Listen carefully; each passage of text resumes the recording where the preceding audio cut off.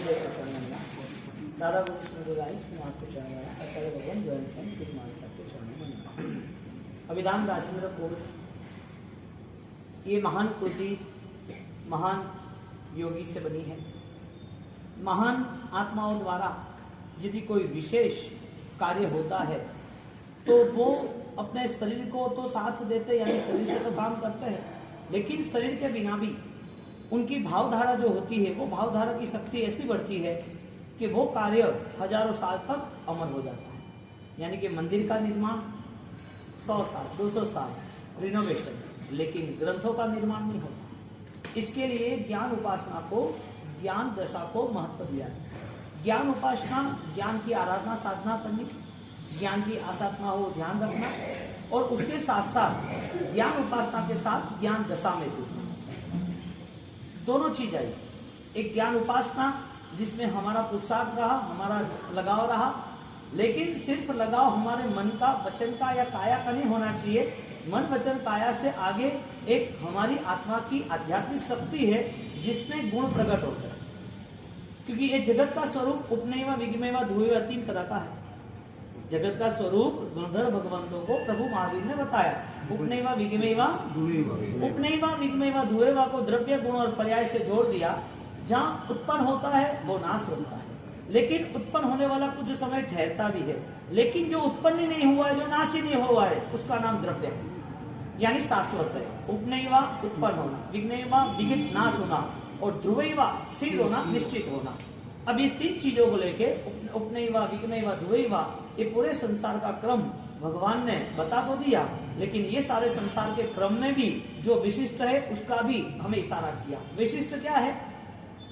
विशिष्ट शाश्वत है, नित्य है, स्वरूपी है, दर्शन ज्ञान चारित्र से युक्त है। यानी कि टारगेट ये बताया कि तुम्हारी जिंदगी जितने सालों तक, कितने भावों तक जिस चीज में रुकी हुई थी, जहां तुम्हारा बदलाव होता रहा था, जहां तुम्हें छोड़ना पड़ रहा था, जहां तुम्हें रोना पड़ रहा था, ये सारी चीजों को अब तुम नजदीक से देख लो कि तुम्हारा क्या है, पराया क्या अपना क्या पराया है। क्योंकि ज्ञान दशा है वो भावना कहते हैं उसे, ज्ञान दशा को चैतन्य कहते हैं। अब वो जब तक नहीं मिलेगा, उसके करीब नहीं आएंगे, उसकी पहचान नहीं होगी, उसका एहसास नहीं होगा, यानी कि अनुभव नहीं होगा, तब तक उसका अनुसरण भी नहीं होगा। तो ये जो ज्ञान दशा का अनुभव है वो व्यक्ति के पूरे भावों को बदल देता है, अपना स्वरूप ही बदल देता है। आप जैसे थे उससे आप आगे निकलते हो। आपका जो स्वभाव था वो स्वभाव अब बदलने शुरू हो गया। ये किसने किया? ये ज्ञान दशा ने किया, ज्ञान उपासना ने किया। लेकिन ज्ञान उपासना का रोल कितना था? 10%, 20%, 30%। जैसी जैसी ज्ञान उपासना बढ़ती गई तो जो भी स्वाध्याय होता गया, जो भी ज्ञान के लिए श्लोकों के निर्माण होते गए, ग्रंथों का निर्माण होता गया, वो सारी चीजों का निर्माण होता तो गया। लेकिन जब संकीर्ति आत्मा से जब होता है, जो सम्यक दर्शन की धारणाओं के साथ होता है, जो भाव दशा के साथ होता है, वो कार्य अमर तो बनता है लेकिन प्रभावित भी इतना होता है।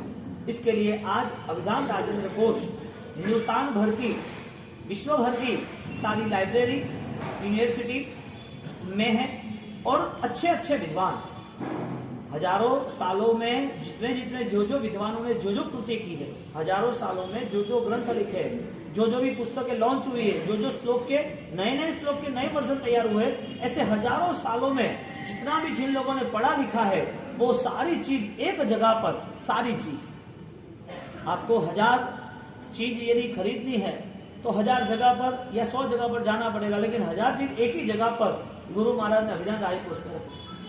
यानी हजारों सालों के ग्रंथों को एक साथ कंसल्ट कर दिया, हजारों नदियों को एक साथ कंसल्ट कर दिया, जिसे शुद्ध समुद्र कहेंगे।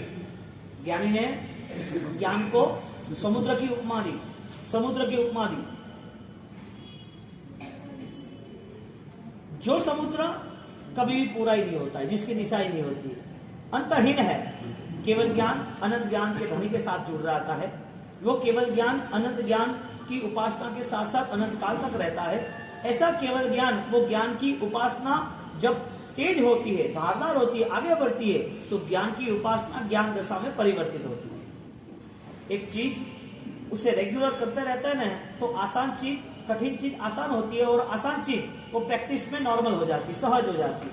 आपको उतरना है, तो स्टार्टिंग में आपको हार्ड पड़ रहा था, लेकिन रेगुलर उतरना हो तो आपको गिरिराज जाना है, पालिताना जाना है, वो पालिताना जाना होता तो पालिताना जाने के लिए आपको 1 दिन 2 दिन दबाव होगी या नहीं होगी, 4 दिन 5 दिन आपको हार्ड लग रहा है, फिर इसी हो जाता है। लेकिन आपसे भी ज्यादा इसी किसको है, डोली वाले को। उसको 12 महीना जाना ऊपर है, 4 महीना आप नहीं जाते वो भी जा रहा है। उसको फाइनल पता है कि मेरा यही धंधा है, मुझे यहाँ ही आना है। एक कुली है, वो ऑलरेडी प्लेटफॉर्म पे वो सारा माल उठा रहा है, सारे बॉक्स उठा रहा है, सारे आपके लगेज उठा रहा है। आपको हार्ड पड़ रहा है, उसको हार्ड नहीं पड़ रहा है। वजह क्या? एक रनर है, रैंकर है, हाँ, फर्स्ट आता है दौड़ में, उसको दौड़ में फर्स्ट आता है, वो फर्स्ट आ रहा है और उसका रिकॉर्ड कंटिन्यूटी है। 10 साल से उसको देखने जाओ तो बहुत फास्टर है, आप इतना फास्ट दौड़ नहीं सकते। आप में उनमें डिफरेंस क्या है? उसने जो रूट तय किया है, यानी कि उसने जो स्वीकार किया था, वो स्वीकार में उसकी मेहनत मजबूत थी, उसकी प्रैक्टिस जबरदस्त थी, और वो करते करते करते वो चीज उसका खुद का अधिकार बन गया, यूज्ड टू हो गया, नॉर्मल हो गया। आराधना करते करते जिसको स्वाध्याय करना था, ज्ञान की उपासना करनी थी, वो ज्ञान की उपासना बढ़ती गई, और वो लक्ष्य उसका इतना मजबूत बन गया कि वो ज्ञान की उपासना ज्ञान दशा में परिवर्तित हो गई, यानी स्वयं ज्ञानी बन गए। केवल ज्ञानी की या आराधना, स्वयं ज्ञानी बन गए। तो ज्ञान की उपासना में सपोर्ट किसका चाहिए? ज्ञान की उपासना में सपोर्ट किसका चाहिए? किताबों का चाहिए। लिखने के लिए पेन चाहिए। ज्ञान पाने के लिए कुछ टीचर्स, कोई पंडित जी, कोई गुरु जी, हाँ, सीखने के लिए कान चाहिए, सुनने के लिए कोई चाहिए, किताब चाहिए, पंडित जी चाहिए, अच्छा माहौल चाहिए, अच्छी बातें सुननी चाहिए। ये सारी पद्धति ज्ञान पाने के लिए है। लेकिन ये सारी चीजों में यदि उसका मन ही हाजिर न हो तो पंडित जी हाजिर है, किताब हाजिर है, व्याख्यान सुनने के लिए कान भी हाजिर है, आप भी हाजिर हो, आपका मन मानने के लिए तैयार नहीं, तो ज्ञान की उपासना नहीं बनेगी। यानी कि केवल ज्ञान का कनेक्शन करना हो, केवल ज्ञानी को स्वीकार करना हो, केवल ज्ञानी के साथ जुड़ना हो, तो फर्स्ट रूल्स ये बना कि इन्वॉल्वमेंट फॉर यू, आपको जुड़ना पड़ेगा। आपको जुड़ना पड़ेगा कौन से रूट पर? किताबों से, व्याख्यानों से, हाँ, कैसे जुड़ना पड़ेगा? आपने सुन लिया तो क्या आपका जुड़ा हो गया? नहीं। आपके मन में जब वो दोहन हो रहा है, हाँ, आपके मन में जब वो ज्ञान का रंग चढ़ रहा है, तो वो ज्ञान की उपासना वो आपकी फलीभूत होती है। इसके लिए ज्यादातर लोगों को ज्ञान की उपासना कठिन लग रही है, वो बदलाव लाती है। इसके लिए ज्ञान को बदलाव में ले जाना पड़ेगा, क्योंकि ज्ञान क्या है? स्वस्वरूप की प्राप्ति है। ज्ञान स्वयं की अनुभूति है। अब स्वयं को पहचानना, द्रव्य को पहचानना, स्वयं की स्थिति को निर्मित करना, आत्मा के करीब पहुंचना, इसका मतलब यह हुआ कि आत्मा को कहीं पर भी कोई भी नुकसान हो, ऐसा कोई कार्य मुझे नहीं करना है, क्योंकि एक फाइनल डिसीजन आ गया, आपका फोकस आ गया कि आपको ये करना है। छोटा बच्चा है, वो 10th में पढ़ाई कर रहा है, अब उसको बोलो कि एनुअल एग्जाम है, अब तू खेलने जा, तुझे पिक्चर देखने ले जा रहा है, घूमने के लिए ले जा रहा है, खेलने कूदने वाला, टाइम वेस्ट करने वाला, अब उसको ये सब पसंद नहीं आ रहा है। वजह क्या? जिसका टारगेट बन गया है उसके लिए सब कुछ आसान है छोड़ना, सब कुछ आसान है छोड़ना। यहां पर ज्ञानी ये कह रहे हैं कि जब ज्ञान उपासना होती है, ज्ञान की साधना होती है, तो ज्ञान की साधना का पूरक साधन, हाँ, उसके पहले ज्ञान को पाने के लिए सबसे जरूरी क्या है, महत्वपूर्ण क्या है?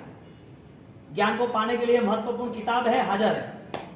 अभिधान राजेंद्र कोश आपको मैं हाथ में दे देता हूं, घर में विराजमान कर लेता हूं, आपके ज्ञान भंडार में है, मंदिर में है, किताब आपको मिल जाएगी। खमास्नान दे देंगे, धूप कर देंगे, राजीव कोश के नाम पर हमें आनंद भी आ जाएगा।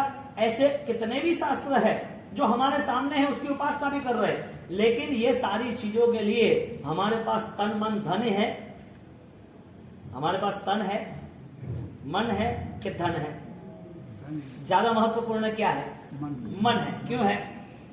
क्योंकि उस मन से ही उसको बदलाव लाना। तो पहला ही टारगेट यह बना कि मैं कौन हूं। पहला टारगेट क्या बना? मैं द्रव्य हूं, मैं आत्मा हूं, मैं नित्य हूं, सिद्ध स्वरूपी हूं, परमेश्वर मेरे में छिपा हुआ है, मेरा बीज वटवृक्ष बन सकता है, मेरी बूंदों में समुद्र समाया हुआ है। ये सारी चीजें जो चिंतन कर रहा है उसका चैतन्य खिलता है, यानी कि प्रफुल्लित होता है। चिंतन ही नहीं है, सोच ही नहीं है, फोकस ही नहीं है, उसके पास कोई भी आशा शासन नहीं रख सकता है। शासन किसके पास आशा रख सकता है? भव्य जीव है, भो भव्वा, ऐसा परमात्मा ने प्रारंभ किया। हे देवाणु प्रिय, वो शब्द से परमात्मा ने देखना शुरू की। देवों को भी आप प्रिय हो, देवों के पास बहुत कुछ है, फिर भी देवों के पास बहुत कुछ है। उड़ने की शक्ति है, मैजिक बॉडी, हजारों शरीर दूसरे बना सकते हैं। वो अपना शरीर मैजिक है, इसके लिए लाख योजन तक बना सकते हैं। वो अपने हिसाब से लोगों को पागल बनाना है, कॉमेडी करनी है तो नए नए चमत्कार दिखा सकते हैं। कहीं कोई मूर्ति होती है तो उसको दूध पिलाना शुरू कर देता है, कहीं कोई दूसरे ऐसी कोई पन्ने होते हैं तो उसमें कोई देवी देवताओं के चित्र खड़े हो जाते हैं। ऐसी कई चीजें चमत्कारों की इस दुनिया में प्रयोग कर लेते हैं। फिर भी केवल ज्ञानी भगवान 12.5 की साधना के बाद, 12.5 की साधनाओं में 24 उपवास, 11.5 साल करने के बाद, कठिन परिश्रम करने के बाद, इतनी कठिनाइयों के बाद भी भगवान एक ही बात कर रहे हैं कि देवों ने चाहे मेरे कितने महोत्सव कर लिए हो, जन्म कल्याणक बनाया हो, च्यवन कल्याणक बनाया हो, दीक्षा कल्याणक बनाया हो, मेरे आगे पीछे घूमे हो, मेरे लिए सोने के सिंहासन बना दियो, समर्षण बना दियो, सोने के कमल की रचना कर दियो और मैं चलता रहा। मेरी कितनी भी भक्ति जन्म से लेके, जन्म के पहले गर्भों से लेके और जन्म के साथ साथ, दीक्षा के साथ साथ, उपसर्ग साथ साथ और केवल ज्ञान के बाद भी समर्षण बनाने की सारी भक्ति उन्होंने कर ली, लेकिन उनके पास वो योग्यता नहीं है जो ज्ञान दशा यानी कि सम्यक दर्शन के आगे की आराधना में जुड़ सके।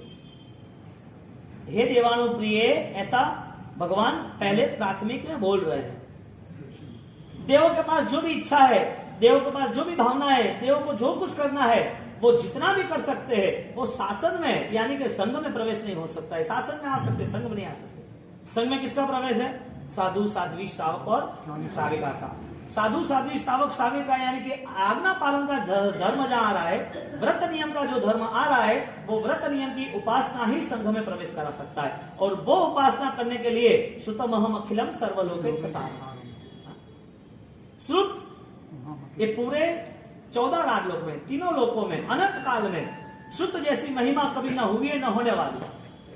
क्योंकि फॉर्मल ये है, नॉर्मल ये है कि जगत का कोई भी धर्म हो तो वो धर्म का प्रारंभ उसके शास्त्रों से ही होता है। बिना शास्त्र का कोई धर्म नहीं है। आपको पचखंड लेना है तो उसके श्लोक है, आपको भगवान की भक्ति करनी है, अष्ट प्रकार की पूजा करनी है तो कलश थोड़ी है। हाँ, जड़ बड़ी संपुट पत्रमा, आपको भगवान का अठम करना है, भगवान के कल्याण को मनाना है तो भगवान की पारंगताय नमः, शरणगाय नमः, आपकी माला आ रही है। मंत्र भी ज्ञान के साथ जुड़े, क्रिया भी ज्ञान के साथ जुड़ी, भक्ति भी ज्ञान के साथ जुड़ी। आपको हमारे साथ वंदन भी करना है, ज्ञान के साथ जुड़ा। आपको बहराना भी है तो वो ज्ञान पुस्तक से पता चला, ये आसाधना, ये नहीं होना चाहिए। ये सारी चीज आई कहां से? यदि ये ज्ञान ही नहीं होता तो धर्म कहां से होता? तो धर्म का मूलभूत उद्देश्य क्या बना कि जो व्यक्ति धर्म के साथ जुड़ा है वो व्यक्ति ज्ञान के साथ जुड़ना चाहिए। शास्त्रों का उद्देश्य क्या है? भगवान का उद्देश्य क्या है? गंधर्वों का उद्देश्य क्या है? मुनि भगवंतों का उद्देश्य क्या है? एक साधक और सज्जन व्यक्ति क्रिया कर रहा है, उसका उद्देश्य क्या है? मेरी ज्ञान दशा पल्लवित होनी चाहिए। मेरी ज्ञान दशा मेरे इस जीवन को सब पाप प्रणाशनो 18 पापों के त्याग तरफ ले जाना चाहिए। दुर्गई निबद्धनाइन 18 सपा थानाइन। क्यों बार बार प्रतिकोण में ते सभी हूं मन वचन काय करें इच्छा, ऐसा क्यों कहना? तो यहां पर जब हर प्रतिक्रमण के, हर सूत्र के साथ जब मिच्छामी दुक्कड़ जुड़ा है तो वो ज्ञान से जुड़ा है, यानी कि जितने भी ज्ञान की उपासना है वो व्यक्ति के भव के लिए है, इस भव के लिए नहीं है। एक भव के लिए ज्ञान होता ही नहीं है कभी, और वो ज्ञान होता है तो इतना कमजोर ज्ञान क्यों लेना? आपने आज कमाया आज ही कमाया, ऐसा कोई धंधा थोड़ी करता है। उसका ऑलरेडी प्लान होता है कि नेक्स्ट भी इसका यूज होना चाहिए, जो प्रॉफिट है उसको मैं शेयर करूं, जो प्रॉफिट है उसको मैं संभालूं। आज कमाया आज थोड़ी गवाता है। आज आपने क्रिया कर दी और कल नहीं करोगे तो ये कोई गेम तो है नहीं वीडियो गेम की तरह। ये कोई सिम कार्ड तो है नहीं, खरीद के लाए, नहीं चला फेंक दिया, ऐसा तो नहीं है। साल का फोन है, फोन बदल दिया, ये कोई गेम नहीं है, ये कोई चीज नहीं है, ये कोई टूटे बिखरे ऐसी कोई वस्तु नहीं है। ये एक आस्था है जिसका सौदा कभी नहीं हो सकता। ये धर्म है जिसमें कभी भी बार्गेनिंग, इसमें कम ज्यादा अनुदान नहीं हो सकता है। इसमें करना है तो फाइनली कमिटमेंट के साथ ही करना है। सावजम जोगम पच्छकामी, क्या शब्द यूज किया? करे भी बनते, मुझे करना है। किसी ने मुझे कहा है, किसी ने मुझे जानबूझ के कहा है कि शोरूम में जूते मिलने हैं यहाँ पर। हाँ, अब वकील के पास जा रहे हो, क्या मेरे ट्रीटमेंट कर लो ना, मुझे बुखार बहुत आया है। आपको जाना था कहां? जा रहे हो कहां? आपको करना था क्या? कर रहे हो क्या? दादा गुरुदेव रायन सूरी महाराज, प्रभु महावीर देव, पार्श्वनाथ दादा, जो भी आस्था के हमारे उद्देश्य है, आस्था के लिए हमारे लिए निमित्त है, वो सारे के सारे सिर्फ और सिर्फ हमारी शुद्धि, हमारी बुद्धि, हमारी वृद्धि, हमारी एक नई सोच की क्रांति है कि मैं इसे क्यों स्वीकार रहा हूं, उनके पास क्यों जा रहा हूं, वो कौन है और वो मेरा क्या भला करेंगे। वो मोक्ष में गए, कुछ नहीं करने वाले, समझ लेना आप। वो आत्मा देवलोक में है, वो अपने आप में मस्त है, वो कुछ नहीं करने वाले, आप समझ लेना। आपको क्या करना है, आपको जहां अच्छा हो रहा है, जो आपका अच्छा करेंगे वहां जाना है, या आपकी आत्मा का उपकार वो करना है। यानी संसार की जो बातें हैं, संसार की जो सेटिंग है, वहीं आपको सेट होना है कि उससे भी कुछ अलग है। अनंत अनंत काल तक अनंत अनंत दुखों के साथ हमारा ये संसार पूरा होता रहा, छोड़ते आए, और आज की स्थिति वो की वही है। जैन शासन ने दिया क्या, क्रियाओं ने दिया क्या, जो हम जुड़े थे उसके साथ हमें मिला क्या। यहाँ पर अभिधान राजेंद्र कोश ग्रंथ के अंदर जब ज्ञान की उपासना की बात आती है तो दादा गुरुदेव की इतनी विशाल साहित्य की रचना और इतना सखत परिश्रम अपनाया है। हमारा फर्ज बनता है हमारी चेतनाओं को हमें उजागर करना चाहिए। अभिधान राजेंद्र कोश क्यों सुनना है, हाँ क्यों सुनना है। मुझे जब स्टार्टिंग में आए ना तो वहां स्थानक में रुके थे ना, तो कह रहे थे कि बाबूसी गुरु महाराज की आप पूरी बात करना, हमें तो रायन श्री महाराज के लिए बहुत कुछ सुनना है। के मैं कुछ सही बात है, मुझे क्या सुनना है आपको, नहीं कि गुरु महाराज का जो कुछ भी हो सुनना है, मुझे राय कोश पढ़ लो, राय कोश पढ़ लो। उनको पता नहीं था, तो फैमिली आके बैठे थे कि बाबूसी वो तो अच्छी बात है। मैंने बोला मैंने करीबन 22 साल के वर्षावास में गुरु महाराज के साथ, आचार्य गुरु जैनसेन महाराज के साथ 2 साल रहना हुआ, और 10 साल फिर एक बुजुर्ग महाराज साहब उनकी सेवा में मुझे मौका मिला, उन्होंने सेवा का लाभ दिया मुझे। तो वो सारे 20 चातुर्मास जितने रहे, वो सारे चातुर्मास के अंतर्गत अभिधान राजेंद्र कोश ही पढ़ा है, अभिधान राजेंद्र कोश ही पढ़ा है। अब गुरु महाराज का जीवन एक एक चीज हम पढ़ते जाते तो एक एक चीज सामने आती है, क्योंकि वो राजेंद्र सूरी महाराज नहीं थे, वो एक श्रुत पुरुष थे, एक ज्ञानी पुरुष थे, ज्ञान सिद्ध पुरुष थे।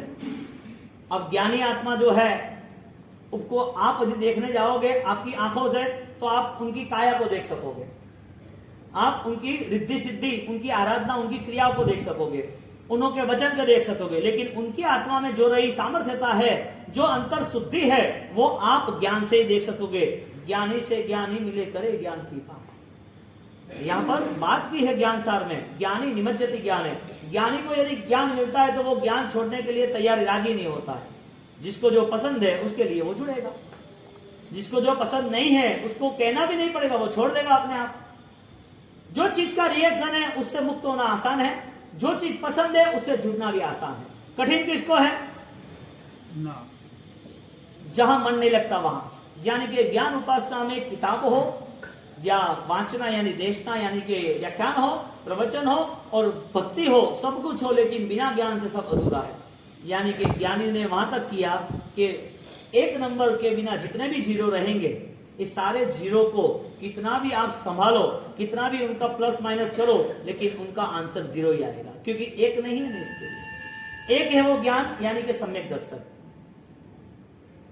प्रारंभ में ये कह दिया। यहां पर अभिधान राजेंद्र कोश की बात करते हुए हमें पहले तो यह समझना है कि रायसूरी महाराज को हमें एक महाज्ञानी, एक वितरागी परंपरा के महायुग महर्षि, एक क्रियोद्धार के कारक, ऐसे हमारे परंपराक्रमी, ऐसे गुरुदेव की बात हम सुन रहे हैं। यानी आपकी सोच में गुरु महाराज का जितना चित्र है, गुरु महाराज के प्रति जो सत्ता है, गुरु महाराज की सच्चाइयों के प्रति जो आकर्षण है, उससे आगे निकलना है आपको। वो आप खुद को सर्च करना है, क्योंकि आपके पास सुनने के लिए कान है, देखने के लिए ग्रंथ भी है, बोलने के लिए कोई वचन भी है। ये मन वचन काया से आगे की स्थिति जो है वो भाव दशा है, जिसे ज्ञान दशा कहते हैं। तो वहां तक जुड़ना जरूरी है। यहां स्थिति यह बनी कि दादा गुरुदेव रायन को रचते गए, लिखते गए।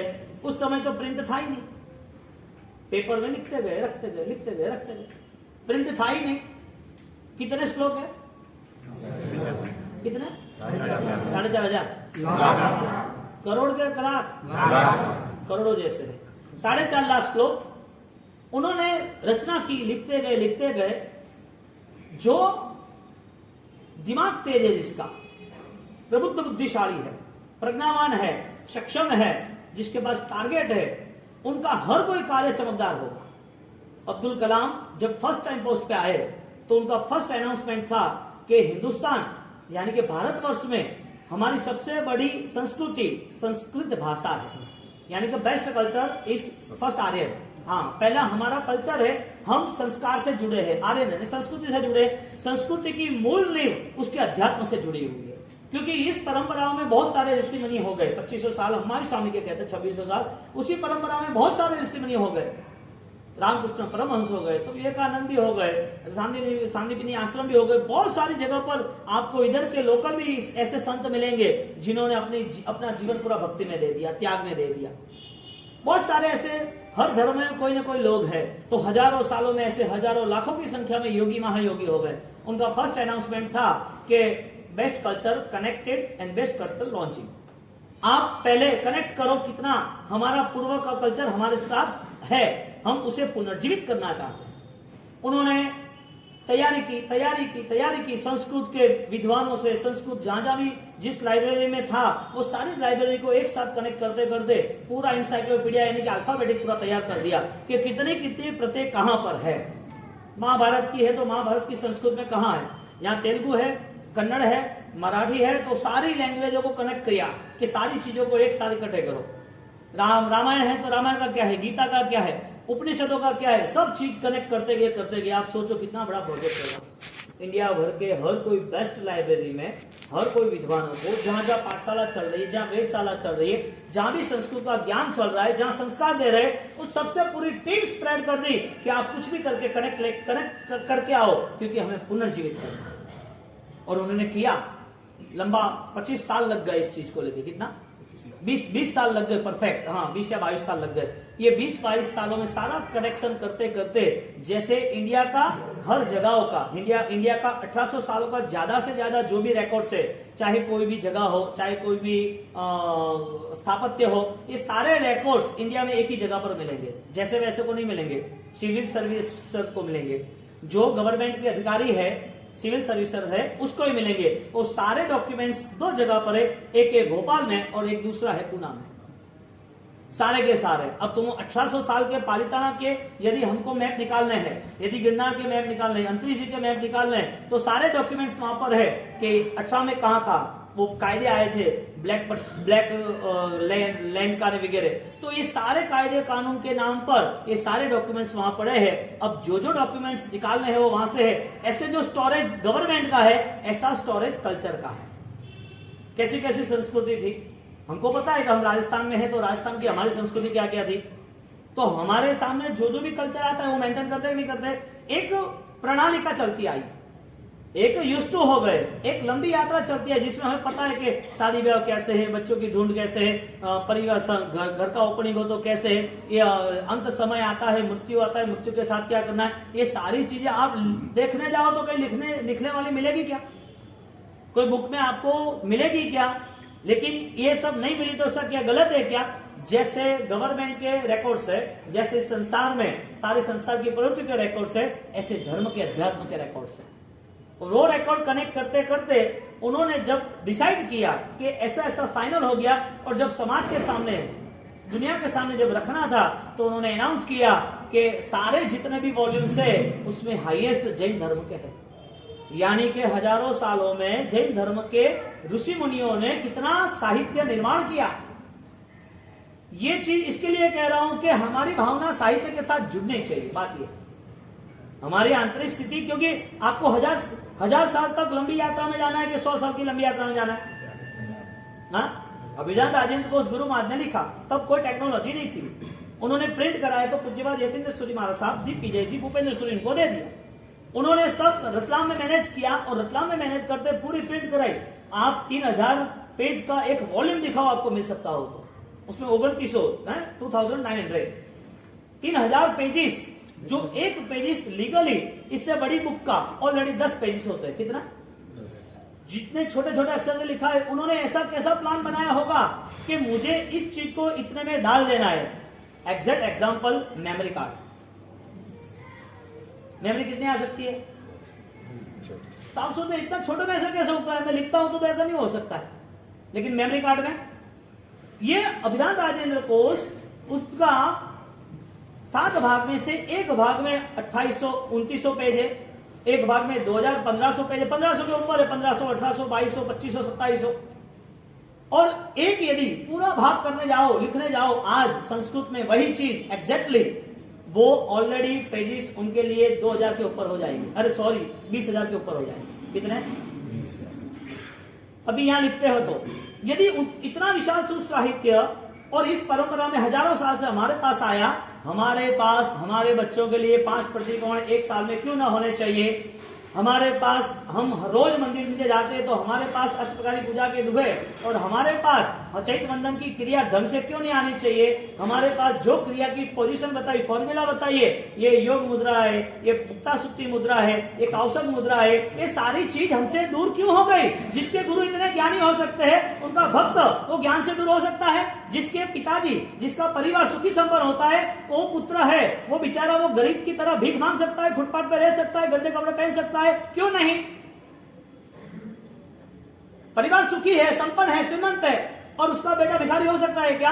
एक ज्ञानी गुरु है जिसको पूरे विश्व ने माना है, पूरे जैन शासन जिसको सलाम कर रहा है, जिसकी प्रभावकता अप्रतिम है, प्रतापी है गुरुदेव, और ऐसे राजेंद्र सूरी महाराजा जिनकी इतनी ताकत होने के बाद सिर्फ उनके मूर्ति से क्यों जुड़े, सिर्फ हम आरती से और माला से क्यों जुड़े, हम उनकी उपासना से क्यों नहीं जुड़े, ज्ञानी से क्यों नहीं जुड़े हम?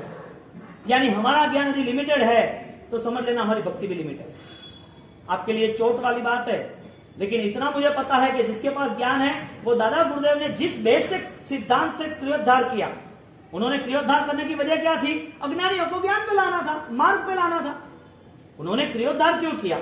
उन्होंने अनाउंस क्यों किया कि गलत है? उनके गुरु ने बोल दिया बहुत सारे संघर्ष करने पड़ेंगे, बहुत सारी आपत्ति आएगी, लोग आपको खत्म कर देंगे, आपको बदनाम कर देंगे, बदमाश संसार है। उन लोगों को इतना अंदर कसा है, इतना राग भाव है, इतनी लालच है, उनको अपना ही अहंकार पल्लवित करना है, अपने अहंकार को पुष्टि करने के लिए सब कुछ कर रहे हैं। जब उनका अहंकार गिरने लगेगा तब तुम्हें गिरा देंगे। उनके सोच के बराबर नहीं हुआ, उसी दिन तुम्हारा ऑलरेडी वो खून कर देंगे। तुम सोच के करना, कई सालों से ये यति परंपरा, शिथिलाचार, ये सारे अंधश्रद्धा के तांडव मच रहे हैं, सारे के सारे लोग अंधश्रद्धा में जुड़ गए हैं, लोगों को चमत्कारों में रस है, लोगों को दोहरा धागे में रस है, लोगों को कर्म में, आत्मा में, जैन दर्शन में कोई बात ही नहीं, कोई रुचि नहीं है। ये सारी परंपरा चली आई है। आप ध्यान रखना, राजेंद्र सूरी महाराज साहब हजारों सालों के इतिहास पलट दिया एक अरहम की साधना से, क्रियोद्धार के नाम से। हजारों लोगों को एक साथ खड़ा कर दिया, हजारों लोगों को, कि तुम्हारा रास्ता ये है, ये नहीं है, वो गलत है, वो बात नहीं की। धर्म की ऊंचाई कितनी श्रेष्ठ है। धर्म पाया हुआ इंसान, धर्म को समझने वाला इंसान, धर्म के करीब रहने वाला इंसान, धर्म का उजाला जिसके पास है, वो कितना समझदार है, कभी भी किसी का दोष नहीं देखता है। तू गलत है, वो बात ही नहीं आती है। यदि में यहां बात आती है तो धर्म मिला लेता है। जहां अंधेरा है और लाइट नहीं करते हैं तो कभी अंधेरा जाने वाला नहीं है, और जहां प्रकाश है वहां अंधेरे की संभावना नहीं। गुरु महाराज राजेंद्र सूरी महाराज क्रियोद्धार पे आगे बढ़ रहे हैं। हम ज्ञानी पुरुष की बात कर रहे हैं, उनका ज्ञान इतना विशाल है, क्योंकि लाइन टू लाइन अभी हमको वो 7वें भाग के शब्द लेने, इसके पहले ये प्रिकॉशन जरूरी है, ये सारी चीज समझनी जरूरी है कि हम, मुझे राजेंद्र को पूरा क्यों सुनना, अभिधान राजेंद्र को उसकी बात एक भी मिस क्यों नहीं होनी चाहिए। मेरे गुरु इतने प्रतापी है, तो मेरे प्रतापी गुरु के पीछे मुझे क्या आशीर्वाद मिले हैं, ये सोच आपकी तैयार होगी। उन्होंने क्रियोद्धार किया, और वो क्रियोद्धार के नाम पर गुरु के आशीर्वाद लिए, और गुरु के आशीर्वाद लेते गुरु ने सब समझा दिया कि ऐसा ऐसा होने वाला है। उनकी बात एक ही थी, जो कुछ होगा वो सारे कर्माधीन है। कर्मों से बदलाव आएगा तो शायद मौत आ जाएगी, कर्मों का बदलाव होगा तो साधु जीवन में मुझे अपमान सहन करने पड़ेंगे, कड़वे घूंट पहने पड़ेंगे, साधु जीवन में मेरी बेइज्जती होगी, लोग मुझे स्थान नहीं देंगे, मुझे भोजन नहीं देंगे, मुझे शायद अपनाएंगे भी नहीं, शायद मेरी बेइज्जती करके मुझे शायद मारेंगे भी सही। ये सब कुछ मैं करना इसके लिए चाहता हूं कि इसमें उनका रोल नहीं है, उसमें मेरे कर्मों का रोल। डरे नहीं। धर्म करने वाला यदि डर गया तो उसके पास धर्म की व्याख्या क्या, धर्म का श्रृंगार क्या, धर्म का मूल्य क्या। धर्म से डरना थोड़ी था। धर्म आपको निखर देता है, आपको बिखर देता है, आपको आगे लेके आता है। जिसने धर्म से दूर रहना तैयार किया वो अपने आप अपने जीवन को राख की तरह तैयार कर देता है, कोई वैल्यूज नहीं है। अंतिम समय तक वो जिंदगी जी लेता है, लेकिन जिंदगी क्यों जीता है उसका उद्देश्य उसे पता नहीं है, उसे ध्यान ही नहीं आता है कि जीवन ऐसे ही चला गया, 50, 60, 70 साल ऐसे ही जा रहे हैं। मेरे जीवन के साथ, मेरे परिवार में मेरे बेटे, मेरे पोते, उनको ये खाना पीना, यही जिंदगी और कुछ जिंदगी ही नहीं है। ये सारी स्थिति कब आती है? जब हम वास्तविक स्थिति यानी कि धर्म से नहीं समझते, नहीं जुड़ते। तो गुरु महाराज ने क्रियोद्धार किया, तब कितना डर जा रहा है। हाँ, तो आपने देखा ना कितने लोग आपके घर पे आ रहा है, भाई ये वॉशिंग मशीन ले लो, हमारी ये कंपनी, हमारी ये कंपनी है। कैसे जुड़ते लोग? इन लोगों का जुड़ना यानी धर्म से जुड़ना, धर्म से जुड़ना यानी आत्मा से जुड़ना। एक नेचुरल पावर मेंटेन करते लोग। मैं घर जा रहा हूं, मैं उनको कह रहा हूं कि इजी हो जाएगा, गुरु महाराज की कृपा है, आनंद से करो, परिवार में किसी को रोकना मत। लेकिन दूसरी भी बात आपको करना चाहता हूं, उसके साथ साथ आप संघ में आप तय करना, जब भी आम सभा हो रही है, जैसे भी आपके घर में कोई मासिक श्रवण हो, कोई आगे 41, 45, 45 जो उपवास हो, या तो 28 हो या सिद्धि तप हो, कोई भी तपस्या हो, उस तपस्या के पीछे कोई भी दूसरा आयोजन ऐसा न करना जिसमें किसी को धर्म न करने की भावना हो। यानी कि एक्स्ट्रा कोई प्रभावना नहीं, 1 रुपया प्रभावना करो। और बैठाए कि भाई मारवाड़ में शोभे नहीं, शोभा नहीं होती। हमने आपको पता है कि भाई कोई आवे घरे न पे कोई धामो नहीं तो की हाल है। लेकिन धर्म का एक क्षेत्र है, कोई आडंबर नहीं, कोई गाना करना नहीं, कोई भी प्रभावना वगैरह नहीं। ये नेचुरल धर्म के आगे निकलो ना, आपको बाद में जो करना वो करो। क्योंकि शायद जिसको धर्म करना है वो रुक जाएगा कि भाई मारे इसके पीछे ये करना पड़ेगा। संघ बेहतरीन करेगा, वो आपको प्रॉमिस है। संघ बेहतरीन करेगा, कोई कमी नहीं रखेगा। अच्छे से अच्छा गाना रहेगा, अच्छे से अच्छा बहुमान रहेगा, पूरे संघ की भक्ति रहेगी, और अच्छे से अच्छी सब जितने भी परमणु आवे, मेहमान आवे, और बेस्ट से बेस्ट जीवन रहेगा। आपको कोई प्रॉब्लम नहीं, आपको किस मैनेजमेंट करना है। तो ये जो तपस्या के पीछे, क्योंकि जब अहमदाबाद में प्रथम चौमासा था, तब से अहमदाबाद, सूरत, बॉम्बे आए, आज पूरे खराब रूप में फॉर्मल नॉर्मल हो गया फाइनल। जब पहला चातुर्मास था, आचार्य भगवान जैनसन श्रीमान ने तो कहा ही था, लेकिन वापिस 4 दिन तो करना पड़ता है ना। तो पहला चातुर्मास में पहले कंफर्मेशन लिया, कंफर्मेशन के ये करना पड़ेगा। तब अदानी ग्रुप के, आज तो गौतम भाई आगे निकल गए, उस टाइम उसका शुरुआत था, तो उनके फैमिली मासूद भाई से, हाँ बड़े भाई उनके, उन्होंने उनके वहां से 28 की थी कि महाराज साहब इतना सुख मिलता है, इतना शांति मिलता है, क्योंकि लेना देना साथ में रहता है ना। अब बड़ा परिवार है, अब हजारों लोग आते हैं हमारे तरफ से, ये प्रभाव, ये चीज लेना, ये रखना, ये करना। अब जो भी आया वो लिखना है, वापिस इसको रिटर्न देना है ना, कि महाराज साहब ये सारे व्यवहार शांत हो गए। बहुत सारे ऐसे परिवार, छोटे बड़े सब लोग, छोटा परिवार था तो आनंद आ गया, क्योंकि 3 बहन होती है, और उसके भांजे ने समझो कि छोटा है, 15 साल का है, और उसने मास्टर श्रवण किया। अब बड़ी बहन सुखी है, छोटी बहन मीडियम है, और छोटी जो लास्ट 3rd नंबर की है वो सर्विस कर रही है उसका फैमिली में। अब वो 5,000 दे तो उसको कितना देना, छोटी वाला को क्या देना, कितना व्यवहार में दौड़ना पड़ता है। हाँ, इससे अच्छा ये है कि ये सारे व्यवहार को फिर अब शादी ब्याह में जो करना हो करो, हमारा तो रोल ही नहीं है वहां। तो आपको जितना जो करना हो करो, और वो भी आप यदि धर्म के नाते कर रहे हो तो साधर्मिक सबके लिए करो। आपके घर कोई प्रसंग अच्छा है तो आप उसको धर्म से पल्लवित करो। यहाँ पर गुरु महाराज ने ज्ञान दशा से हमें जोड़ने की बात की, यानी कि कोई धर्म भय का, लालच का, डर का नहीं है। और गुरु महाराज ने क्रियोद्धार स्टार्ट किया तो ऑपरेशन सिद्धि तब करना है ना। हाँ, 5 साल की कमानी तो करनी पड़ी कि नहीं करनी पड़ी। 2 साल जिसने कोरोना में नहीं कमाया वो पीछे रहता है क्या? है जिसका 1 महीना घर में शादी ब्याह था और धमाल दौड़ रही थी, और शादी ब्याह करने के बाद 3-4 दिन हुआ नहीं, सीधा दुकान पे लागे भाई फटाफट सब सेटिंग करो, नहीं चलेगा। यदि कुछ दिन रुकता है कोई तो पीछे वो एक्टिव हो जाते हैं। कितने टाइम से आराधना नहीं हुई हमारी? यूं देखो तो कोरोना, यूं देखो तो 4 साल, और यूं देखो तो कतरा बहुत ही बाकी है। ये तो हम टाइम पीरियड मैनेज कर रहे हैं, हम सोच रहे हैं कि टाइम ट्रैवल के हिसाब से हम मैनेज करें। हम आराधना करनी है, हमें दादा गुरुदेव राजेश्वरी महाराज के सानिध्य में, इस आचार्य भगवान जैनसन सूरी महाराज का परम उपकार, दादा संभवनाथ भगवान की स्थापना और स्थापना के साथ पूरा संघ पल्लवित हो गया। और उसके साथ साथ जब यहाँ पर ये चातुर्मास गुरु महाराज को बहुत सारे लोगों ने आराधना मासिक श्रवण की, 15 उपवास की, ऐसी आराधना की, 28 की बेशुमार हुई। ये सारे प्रभावक चातुर्मास में यहाँ जैन शासन की अभिवृद्धि होती है। तुम्हारी मेरी महत्वता नहीं बढ़ती है, यहाँ जैन शासन की महत्वता बढ़ती है। जब आप 28 करते हो, उसके आगे मास्टर सिद्धि तब करते हो, और आपके दुकान पे कोई भी अदर कास्ट का, तेलुगु हो, ममिडियन हो, कोई भी हो, कोई आता है तो क्या है भाई, क्या हुआ आपका, आप थोड़े दुबले पतले हो गए हो, तपस्या चल रही है। अच्छा कैसे के?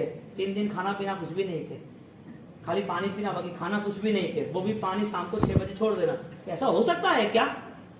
उसके मन में जो भावना आई ना कि क्या बात है, इतने सुखी संपन्न ये छोड़ रहे हैं, वो अपने घर जाके पूरा एक माहौल तैयार होगा कि जैन धर्म बहुत बढ़िया है, न हिंसा है, न गलत रास्ते है। आपके द्वारा जैन शासन की प्रभावना हो रही है, तप कर रहे हो, तप की प्रभावना हो रही है, ये सारी प्रभावनाओं के पीछे उनको आनंद आता है। वो भी कभी भविष्य में यही जैन कुल को अपनाएगा अनुमोदना के नाम पर, और उसी जैन कुल के परंपरा में वो जुड़ेगा, तो उसका भी कल्याण होगा। हरिभद्र सूरी कौन थे? ब्राह्मण। गौतम स्वामी कौन थे? ब्राह्मण। बप्पा भट्टेश्वरी कौन थे? ब्राह्मण। ये सारे जीव। चंड कौशिक कौन था? जानवर था। कहने का मतलब कि जब धर्म की उपासना यदि विचारों से होती है, श्रद्धा से होती है, तो लेन देन का व्यवहार शुरू हो जाता है। तुमने किया तो आगे जो भी चैनल थी आपके साथ जुड़े, आपके जो वर्कर है, दुकान के आदमी है, आपके जो कस्टमर है, या आपके आसपास कोई रहने वाले है, सबको आनंद आता है, क्योंकि पांडा में तो सब आएंगे, शोभा यात्रा में तो सब आने वाले हैं। तब देखेंगे तो क्या बात है, आनंद हो जाएगा। भाई हमें भी मिलाओ ना आपके गुरु महाराज को। क्या बोलेंगे? साधु नाम दर्शनम पुण्यम। हाँ, एक साधु के दर्शन करते हैं और उसका पूर्व भाव वो दर्शन करते करते वो आगे चल जाते हैं। एक कुमारपाल अपन समय होगा, सैनिक महाराजा के समय में वो कथा आती है, वो डेढ़ का कुर्म कहते हैं उसमें, मेंढक, वो डेढ़ का, वो जैन शासन को आगे पा गया। ऐसे बहुत सारे हैं अपने ये अश्व। अरे चंड कौशिक की देखो ना, साधु नाम दर्शनम पुण्यम। हाँ, एक साधु के दर्शन से, यानी कि आपकी तपस्या बिना भय की है, ज्ञान वाली है, आपका धर्म आपको स्थिर करता है, वो धर्म में हजारों पॉजिटिव है, प्रॉफिट है। हाँ? आपकी आराधना बलवान होती है। सिद्धि तब तो भावना पूरी रखना ही रखना। सिद्धि तब में लारे रेणु नहीं। जिसने भी 3 उपवास किए, 7 उपवास किए, 8 उपवास किए, जिसने नहीं किए हैं, गुरु महाराज अपने आप करा भी। आपकी कैपेसिटी है, चेक तो करो। मैं घर जाता हूं, जब मैं तुरंत पकड़ लेता हूं, क्योंकि इससे होगा, इससे होगा, इससे होगा। तो बाबू कैसे? होटा में तो नहीं के, होटा में तो नहीं है। हाँ, देखो बाबू नहीं है तो 35 दिन में कुछ नहीं होता है। 35 दिन में क्या होगा ज्यादा से ज्यादा? कोई 12 नशे तो 12 नहीं आ जाएगी, कोई हड्डियां तो 12 के डांस नहीं करेगा, कोई लहू तो खत्म नहीं हो जाएगा, कोई चमड़ी, कोई हाथ पैर चैन तो हो जाएगा। क्या होगा ज्यादा से ज्यादा?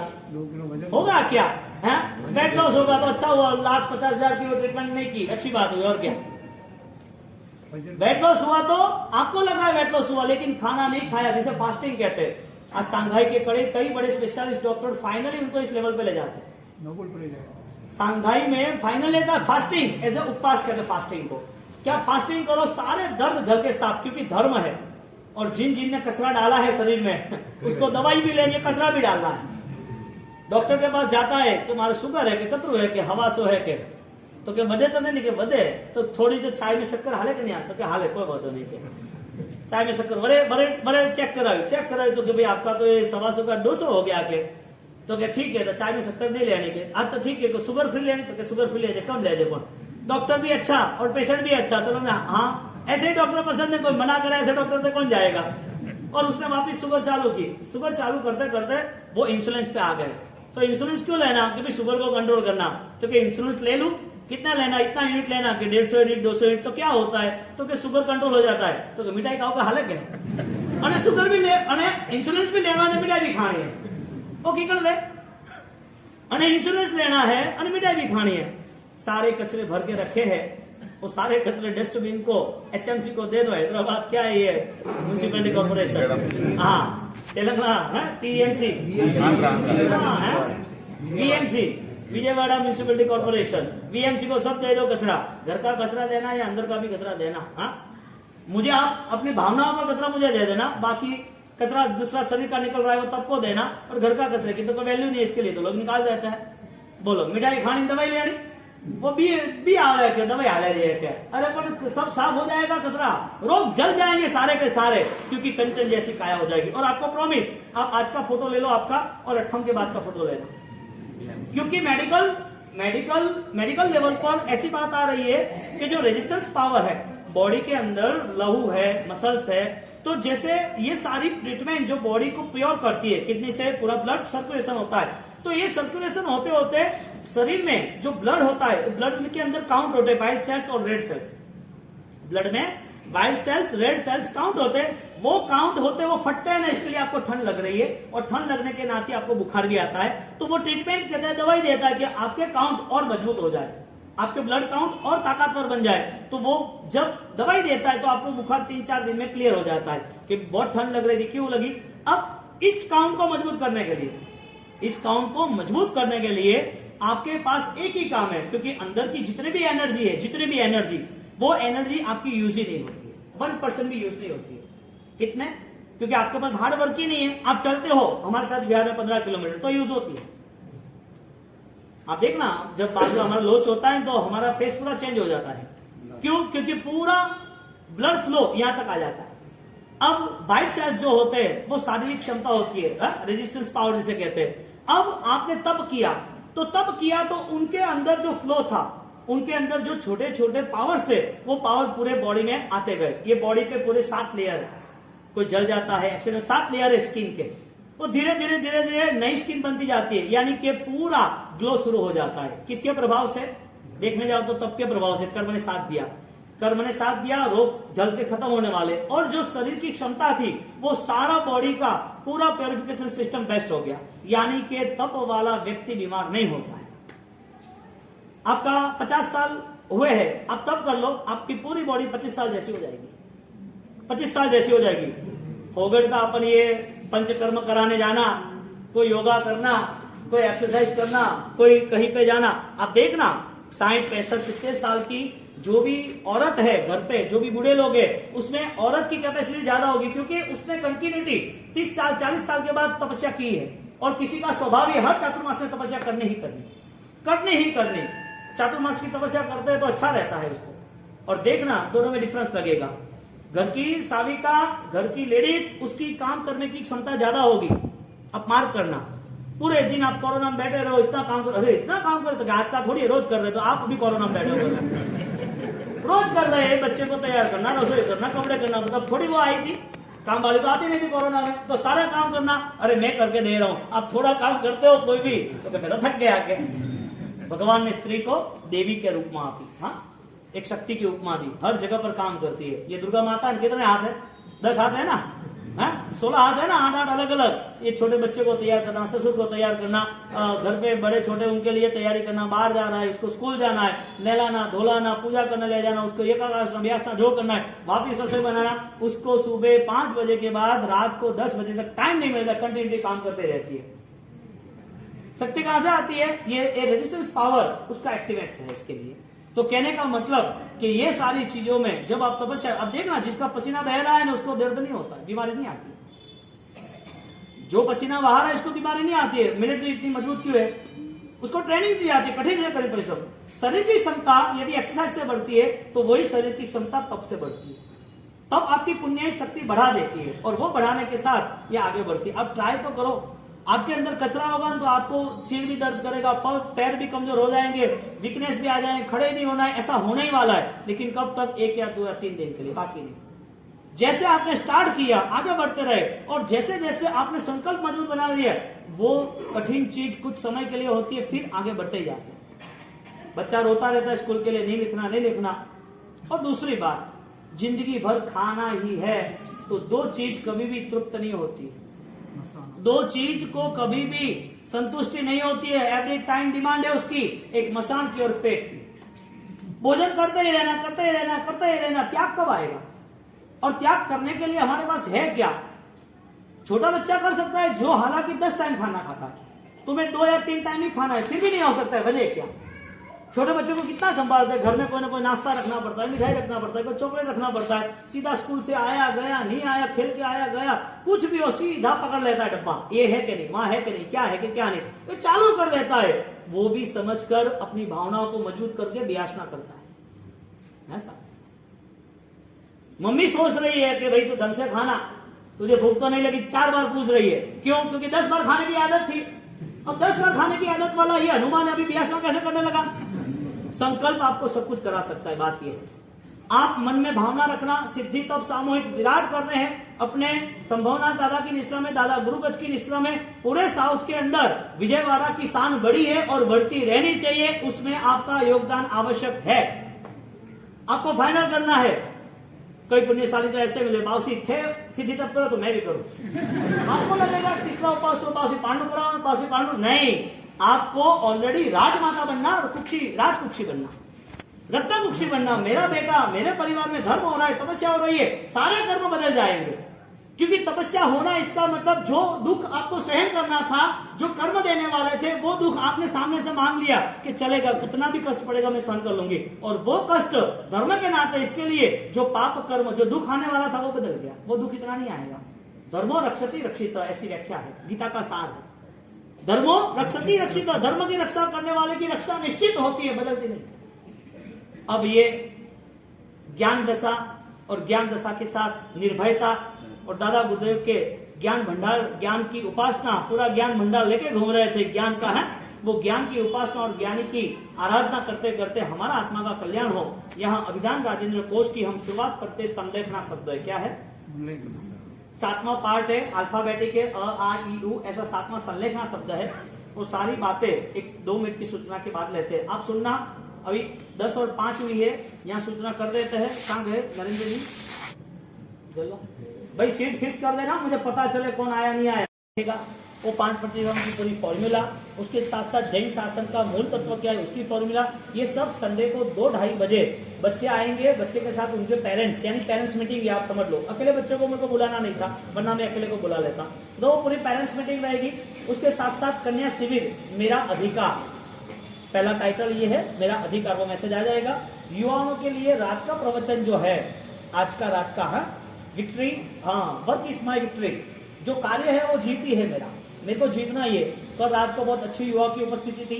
9 बजे जब भी आप आते हो इसी हॉल में बैठेंगे, नीचे से कोई भी व्हीकल लेके आना नहीं, आना हो तो आसपास में पार्क करना, ये गली में पास नहीं करना, पार्क नहीं करना, और आप बिना आवाज किए सीधा ऊपर आ जाना।